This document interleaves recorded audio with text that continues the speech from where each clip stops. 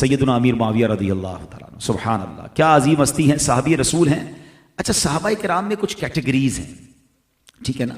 खादिम रसूल भी गुजरे, मौज़िन रसूल भी गुजरे, कुछ की ड्यूटी जनाब सफ़र की थी, कुछ की ड्यूटी नबी पाक को वज़ू कराने की थी, और कुछ जनाब नबी पाक अलैहिस्सलाम के साथ होते थे। कुछ कैटेगरी सहाबाए किराम की वो थी जो कातिबीन वही थे। कातिबीन वही बड़ा स्पेशल मकाम है, यानी जिनको नबी पाक वही लिखने की ड्यूटी दी थी। यानी जो कुरान नबी पाक पर नाजिल होता था, जिब्रील अमीन लेकर आते थे, तो प्यारे आका उनको ये ड्यूटी देते थे कि वो कुरान लिखते थे। कितना भरोसा था, यानी मुझे और आपको आज जो कुरान मिला है और हम दावे से कहते हैं कि ये रब का कलाम है और इसमें जबर जेर पेश की भी गलती नहीं है, ये एहसान है कातिबीन वही का, और ये उनकी अमानतदारी है कि उन्होंने पूरा पूरा कुरान पहुंचाया।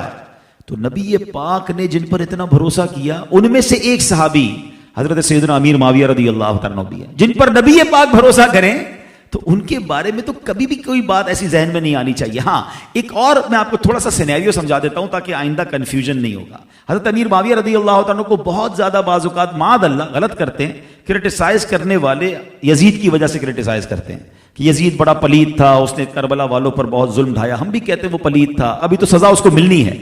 लेकिन किसी की औलाद की वजह से किसी को क्रिटिसाइज या किसी को बुरा भला नहीं कहा जा सकता। अगर ये फार्मूला मान लिया जाए तो हजरत आदम का बेटा ही तो काबिल था ना, जिसने अपने भाई को कत्ल किया, ठीक है। तो क्या माअल्लाह बेटा कातिल है इसलिए बाप को बुरा कहेंगे? अगर हजरत आदम को बुरा कहेंगे तो ईमान से ही चले जाएंगे, वो तो अल्लाह के नबी हैं।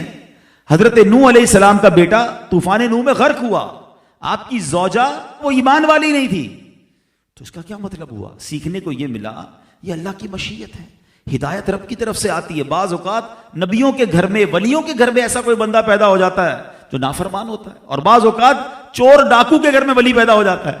तो ये अल्लाह की अता है। अच्छा, ये उस जमाने के लिए नहीं, आज भी ज़हन बना के रखो। किसी आलिम, किसी नेक सिफत आदमी के घर में अगर उसकी औलाद में कोई बुरा निकले तो कभी ये ना सोचें, कभी उस वली को या उस आलिम दीन को बुरा भला ना कहें कि ये अल्लाह की अता है। भाई बाप तो कोशिश ही कर सकता है ना, हिदायत तो रब ने देनी है, नहीं है नसीब में उसके। तो हम गुनाहगार होते हैं किसी के बारे में बुरा भला कहकर औलाद की वजह से।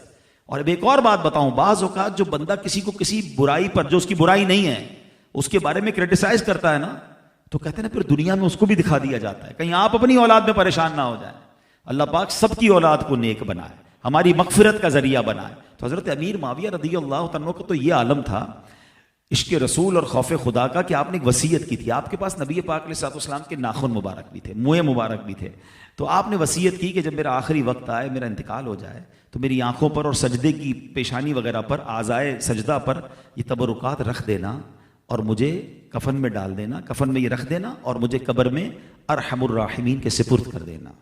तो सहाबाए किराम भी तबरुकात लेकर कब्र में जाते थे। इससे ये भी सीखने को मिला कि तबरुकात माशाअल्लाह बड़ी बरकत वाली चीज़ है।